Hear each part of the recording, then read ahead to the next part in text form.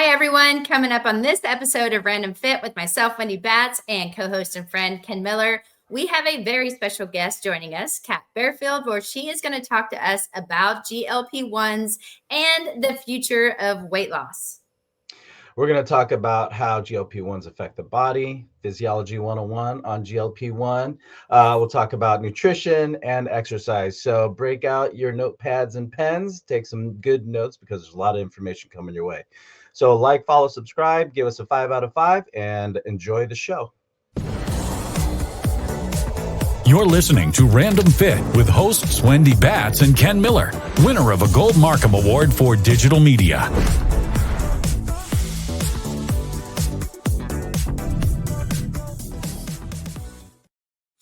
Hello, everyone. Welcome to Random Fit. I am Wendy Batts here with my friend and co-host, Ken Miller. Ken, how are you?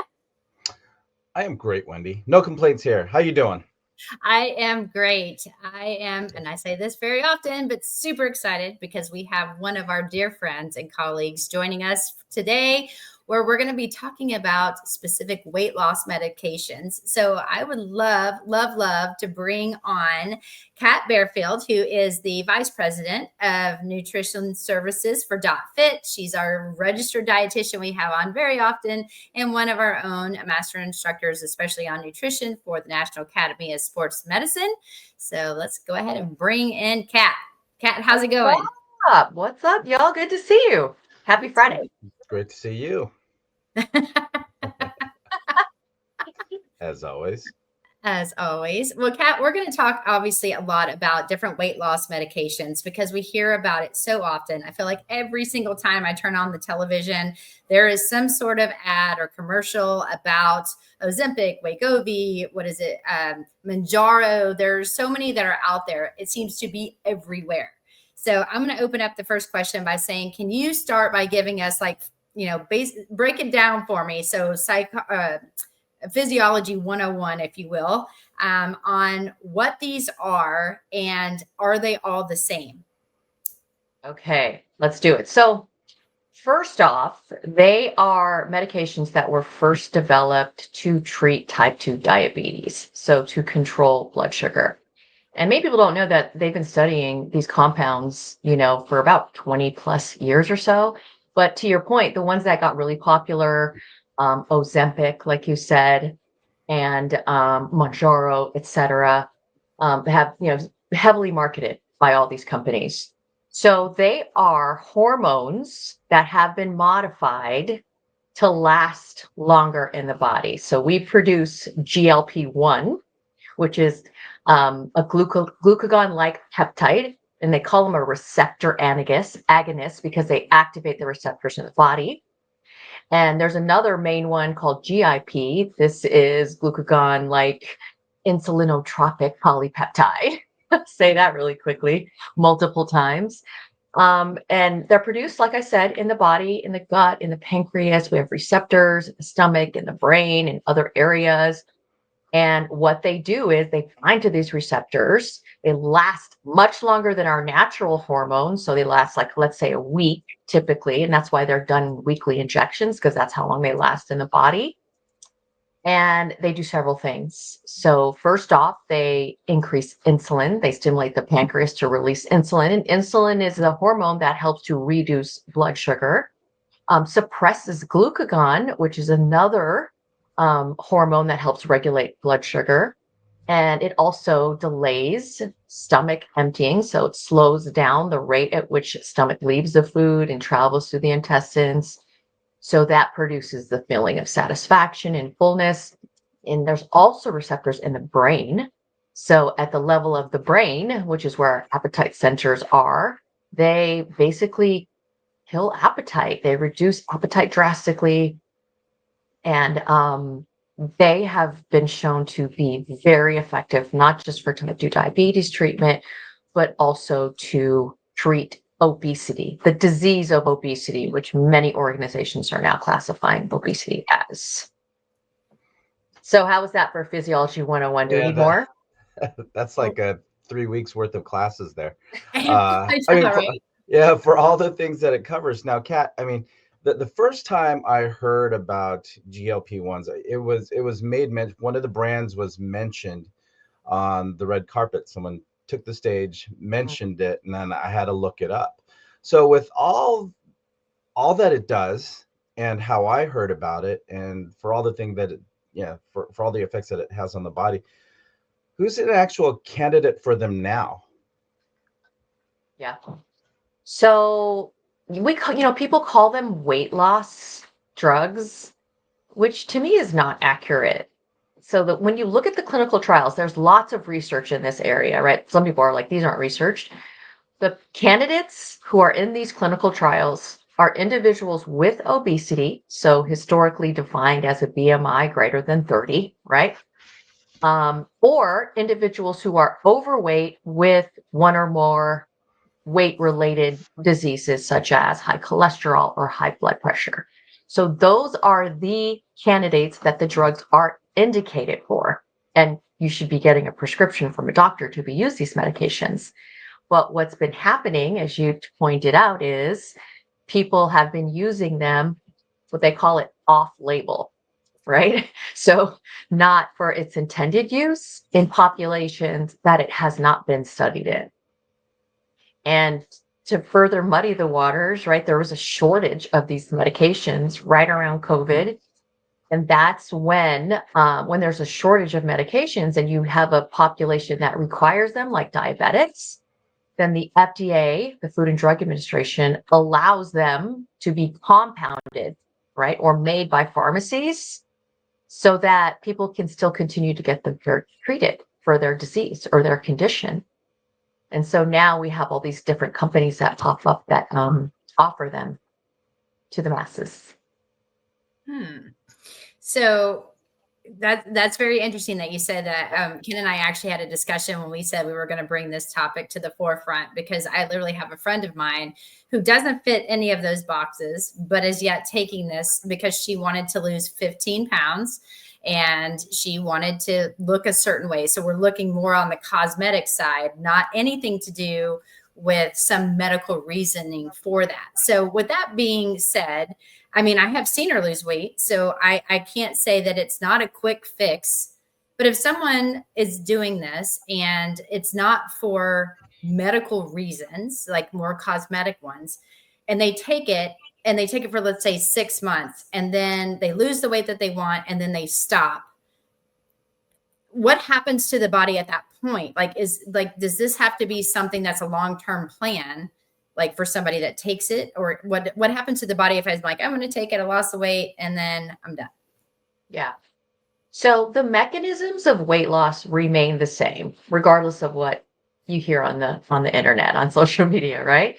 So the body sheds the body fat when you don't have enough energy to run your metabolism and your activity.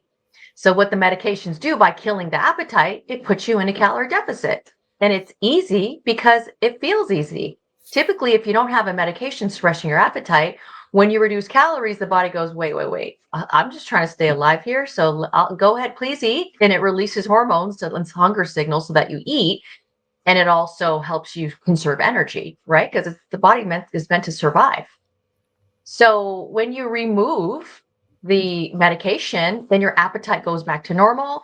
You resume your normal habits, your normal lifestyle. And just like getting off of a diet, which typically happens, you regain the weight. Right? Now, what's nice, and this is a lot of people don't know because they don't read the long, boring clinical trial papers that are like 20 pages long with a lot of technical jargon. We're like, we just want the TikTok video, right? Is that they always include a lifestyle arm when these individuals are treated with the medication. In other words, they're counseled by fitness professionals as well as nutrition professionals on how to modify their diet and how to include exercise. So all that to say that we should encourage, obviously, exercise and modifying nutrition like we always do, especially on these medications when appetite is reduced. And that there are some people, right, in these trials that when they come off the medication, they are able to keep the weight off. because of a change in lifestyle. But you guys are probably familiar with, some of the data around weight loss. Most people have a hard time keeping weight off once they lose it, right? Same with these medications. So Right. can I have actually a piggyback that does the body do anything? Because, again, if you're taking it, it was just for, vanity reasons, if you will. And then, and this is just so I can explain this better to my clients. Does it do, I mean, I know what you're saying, like, yes, the hunger will come back and your body kind of goes back to normal, but does it do any harm technically to the body? Does that make sense? So, yeah, that makes sense. Yeah. So anytime you're like in a deep deficit for a long period of time, right? The body's like gets threatened. And so it's going to try to conserve. And so if you're in a deep deficit, like you're hardly eating, like truly like less than 25% of your calories, then you're going to lose more lean mass than if you're like, let's say, in a 500 calorie deficit, right? So that can be harmful over time to lose lean mass. You guys know how hard it is to build muscle tissue, right? And we lose it as we age just because it's part of the natural aging process, especially if you're not resistance training and optimizing protein. So that can be harmful. And then with any medication, right, there's always side effects and there's always individual variation. So when you look at the trials, the side effects are commonly things like that are GI related, right? They're nausea, they're constipation, there's vomiting, diarrhea. So those are some side effects. And then there are rare cases of more serious side effects like, inflammation of the pancreas and such. So all that to say is with medications, there's always risk, and we don't know how any individual person's going to interact with that medication, right? So, Kat, so since all of us have been fitness professionals by training as an occupation, I want to touch on that lean body mass side and the actual weight loss side of things. So I have trainers in my facility who have clients themselves that are on some brand of GLP-1. Now, as trainers talk and as some people are misinformed or uninformed, what is the effect, if any, on accelerated loss of lean body mass versus just an extreme calorie deficit? How does GLP-1 affect muscle loss or loss of lean tissue, since we're talking about that? Yeah. So the medication itself, when you look at all the control trials and the meta-analyses on the control trials, analyzing the impact of these medications on body composition, right? The medication itself does not cause additional muscle loss. It's like not like going in there and like destructing our actin and myosin fibers, right? Like that's not happening. What's happening is it severely reduces appetite. People are nauseated. People are vomiting, right? They don't want to move. They have low fatigue. And so they're in deep deficits. And so you can see a significant amount of lean mass loss with these medications, especially if you're not resistance training. Now, in the case studies where people do resistance train and they're, eating enough protein, you actually see that people can do some body recomposition while on these medications. Now, these are like case studies. We're still waiting for the big randomized controlled trial to come out, analyzing GLP-1 effects with progressive resistance training to see if it impacts the masses. But once again, the medications itself, we're talking about, to be specific, semaglutide. Some people say it is semi-glutide, but I think the correct pronunciation is semaglutide. The brand names Ozempic and Wegovy, and then tirzepatide, which is the brand names Mounjaro and Zepbound.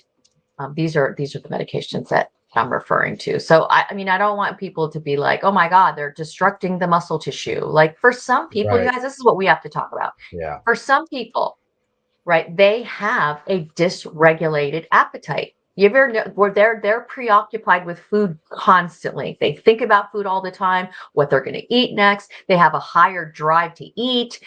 Functional, MRIs in the brain show that certain individuals have a higher reward response to certain foods than others, have higher cravings for sweet foods. So some people that have obesity, because there's different types, have what they call food noise. You guys heard that term?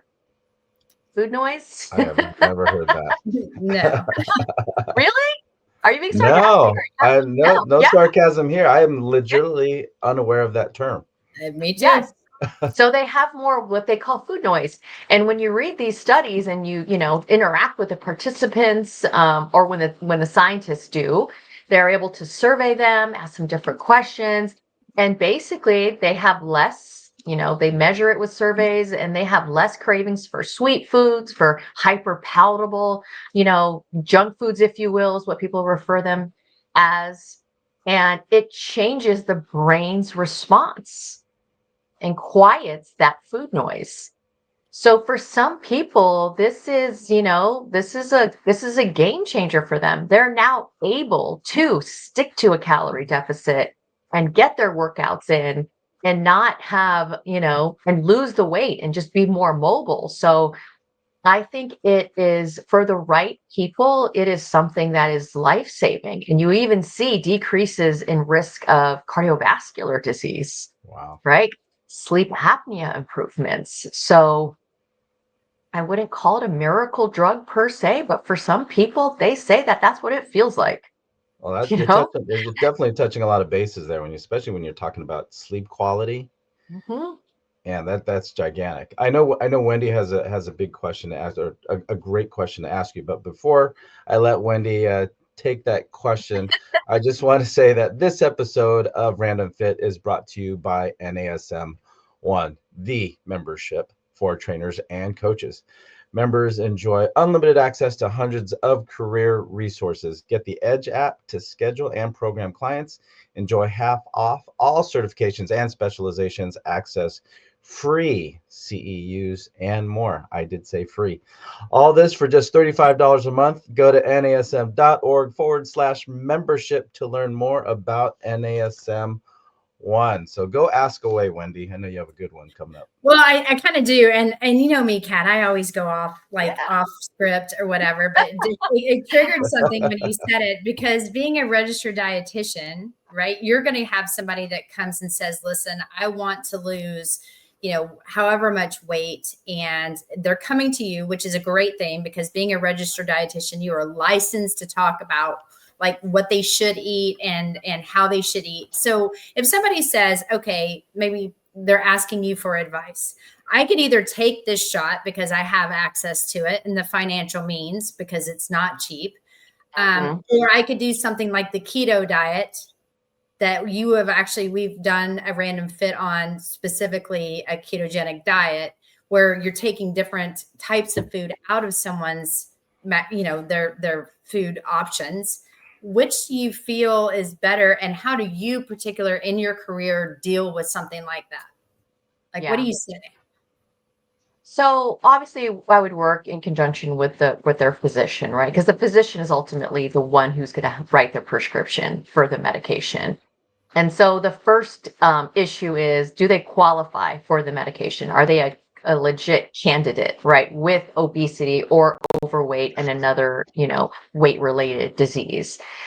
And then secondly, when from my perspective, like you said, as a dietitian, when you look at the studies, who's taking this medication, who does it work for? It's for the people who have a high drive to eat, who struggle with sticking to plans because their drive to eat is so strong. So if that's them, then I would say the medication might help you stick to a diet or a healthier eating plan. And that it's totally legitimate to do that, as long as you're a qualified person to do so. Now, in conjunction, I'd say you also need to optimize your protein intake, your fiber intake, and you need to get with a fitness professional and start lifting weights, because you are going to lose weight, you are going to lose muscle tissue, and the only two ways to prevent that is by lifting and increasing your protein intake. And of course, fiber helps with so many things, the gut microbiome, appetite, etc. So it wouldn't just be a diet, it would be, resistance training as well. Now, Kat, you're certified as a personal trainer, not just Yep. an RD. So when it comes to maintaining that muscle, as you talked about earlier, and complementing a higher protein intake to maintain lean body mass, what style of training are you would help somebody in this condition, or somebody who qualifies medically Yeah. for a prescription for a GLP-1? Yeah. So when you look in the study, when you look at all the different trials on the medication, they always include, like I said, a lifestyle intervention, right? And they're using cardio in a lot of them. And in some of them, they incorporate resistance training. So across the board, just as a blanket statement, any exercise is good for you. So first and foremost, what will you do? What are you willing to do? Now, if I had pie in the sky and the clients are like, just tell me what to do and I'll do it, then it would be, right, some form of cardio for obviously our cardiovascular fitness, as well as progressive resistance training. And we know that the OPT model is the perfect model to help with progressive resistance training because you have to challenge the muscles, right? And the body's really good at adapting to whatever stimulus that you put on it. So as you progress, then you need to change that stimulus. So I like to look at it like, what is the client willing to do? Right? Because as trainers, we know we want clients to do a whole bunch of things. And as a dietitian, I want them to eat a certain way, but you have to meet the client with where they're at. What are they willing to do? In some cases, people are 300 pounds. They have 56% body fat. Are you like, what does that look like for that type of individual to start a exercise plan? It might just be what, like, Right. right, like some Yeah. dumbbells in their hand, right, to start out with, and maybe taking an extra 500 steps a day as a starting point. But then we got to progress Right. and hopefully they fall in love with fitness, because that's what we want everybody to do, is fall in love with movement, right, with lifting and with a healthy lifestyle.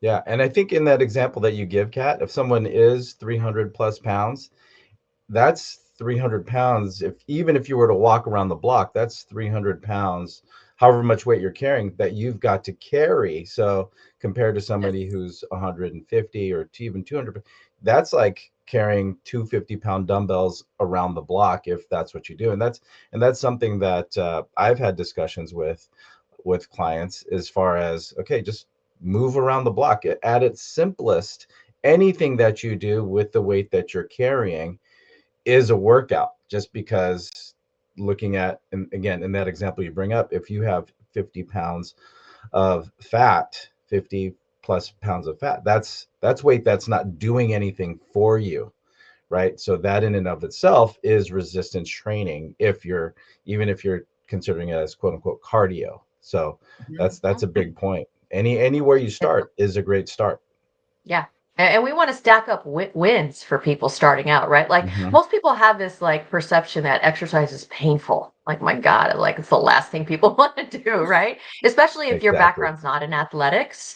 So once we can stack up wins, regardless of what it is, 500 extra steps a day or dumbbell curls with soup cans, like then we can reinforce that behavior, celebrate it and add on as they progress. And that's really encouraging when you get those, what we call the non-scale victories. You get the little lifestyle wins as they go along. But if you guys don't mind, I'd love to go back to this topic on losing muscle tissue. Would you mind? If we Please, Oh, please, no. please. come back Yeah. to it? Yeah. So I want trainers to understand that whenever you lose weight, regardless of the method, typically speaking, when you look at the data, the composition of that weight loss through a deficit, regardless of how, in general, is around 75% of it's going to be from fat mass and 25% of it is going to be from lean mass. Okay, that's generally what happens. When you look at studies that compare different diets, the diets that mitigate or lessen the loss of lean body mass, guess what they are? They're high protein. And there's lots of data that shows that higher protein. But what's even a more powerful stimulus than eating high protein is resistance training, right? So we have got to understand that, it's not just protein. And this is a dietitian and a trainer saying it's not just protein. It's also, and it's got to be any form of resistance training. It could be at body weight. So this 300-pound individual starts with body weight squats, right?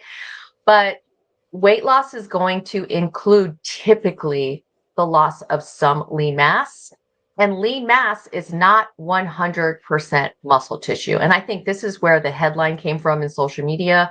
Some influencer was like, yeah, my patients are losing all this muscle tissue. 40% of it is coming from muscle tissue. It wasn't muscle tissue. It was lean mass. And you guys know lean mass is not 100% muscle, right? It's also organs. A lot of times it's bone, right? It's fluid. So just wanted to put that out there that,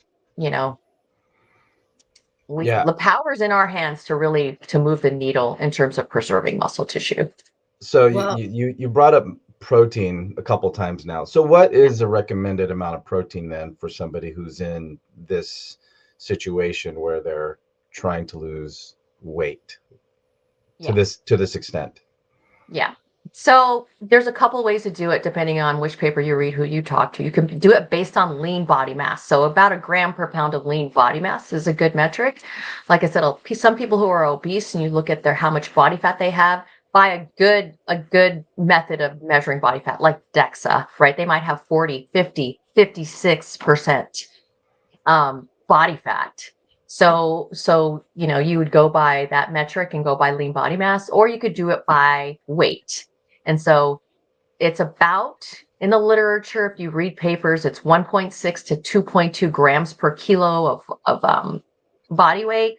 So in the United States, we don't use kilos, we use pounds. So that translates to around 0.7 grams per pound of body weight.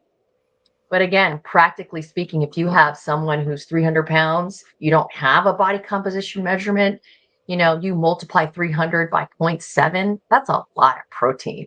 So some people like to use ideal body weight instead so that, you get a more realistic, more practical number in terms of increasing protein intake.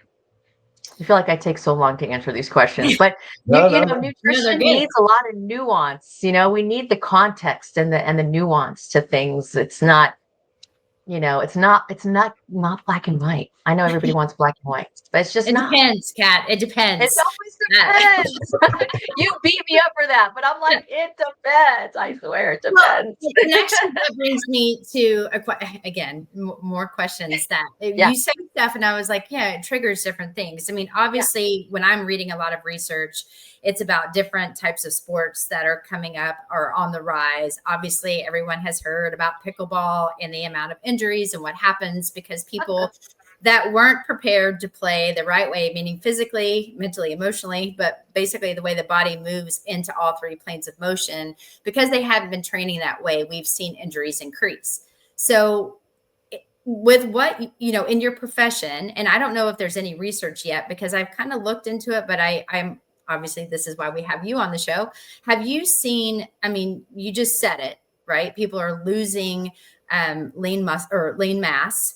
And it is muscle, but it is also bone. So have you seen any kind of research showing that people that have been on this type of drug for an extended period of time are now coming in with more osteoporosis, sarcopenia, things like that at a higher rate in comparison to someone that has never taken the drug?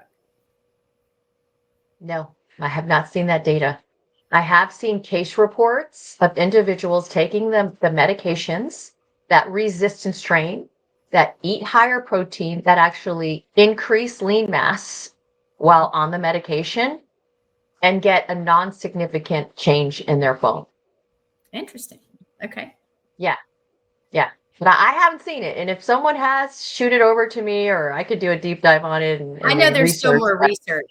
I talked to Dr. Cheatham, and I know that they're looking into trying to gather as much data, but it's still so new. I mean, we probably won't know anything for another 20 or 30 years to see true long-term outcomes of what people are how their body's responding. Well, because you know what? In the trials, they're actually really responsible. They include an exercise component. So like even walking is going to, provide stimulus, You know what I mean? So, and then even the placebo groups are doing the lifestyle intervention as well. So I think they're being ethical with the trials by including, you know what I mean? Because, if someone gets osteoporosis while using these medications, like that's dicey, right? Yeah.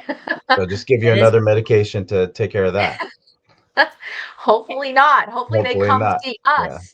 They come that's hire right. us, right? To get Well, some help. but I don't know if you guys have heard, but the marketing campaigns that they have for some of these drugs, my son actually was singing one of the songs, like with all the risks that are behind it. And he's like, and diarrhea. And he literally, I was like, what are you singing? And then the commercials are constantly on. It's absolutely hilarious, by the way. But I'm like, do you even know what that is? And he's like, nope. But it's pretty it's easy to remember. So some of these jingles, the marketing is Catchy. spot on, by the way. Yes, they So. they are all catchy. So just to put this in perspective in terms of the impact the medications has, like as practitioners, right? They want to get people who are obese or are overweight with comorbidities. They want to see at minimal a 5% weight loss from initial body weight, right? You start to see some beneficial health markers. But when you get to 10%, now you're seeing more significant improvements in, let's say, reductions in or better glucose control, reductions in blood pressure, reductions in lipids, right? And then when you get into like the 15% or so, now you can start to see diabetes to start to resolve, right? Well, just to put in perspective, bariatric surgery, right? People lose between 25 and 30% of their initial weight. Wow, that's amazing.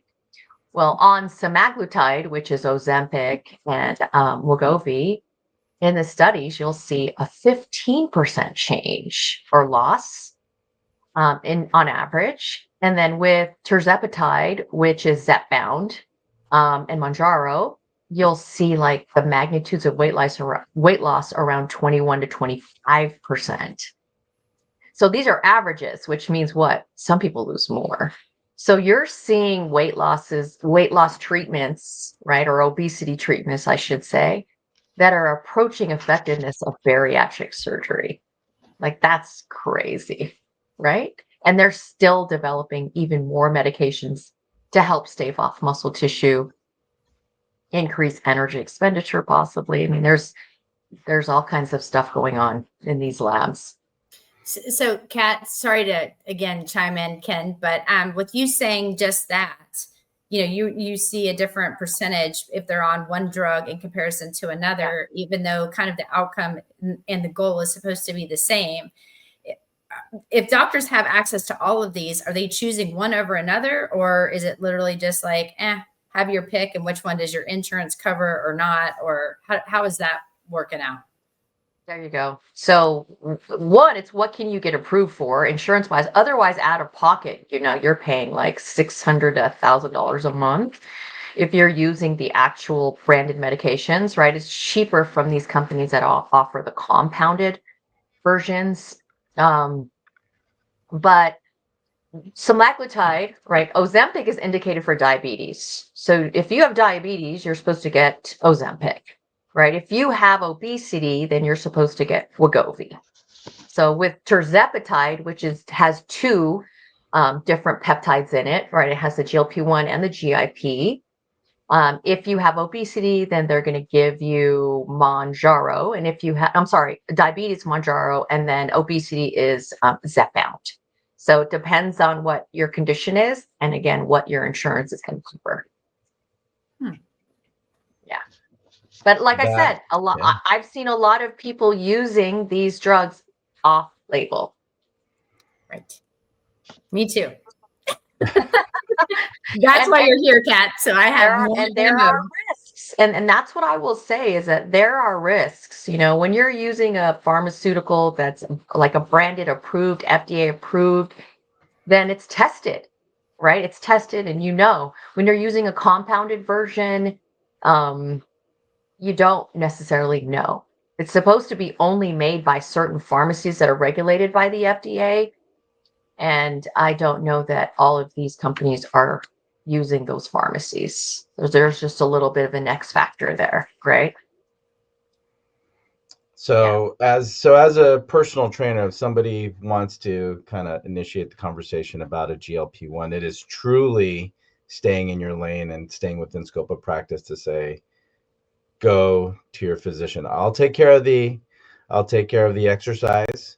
We'll get a registered dietitian. Again, if you're talking about clinical issues, health issues like diabetes and obesity, proper route is go see a registered dietitian.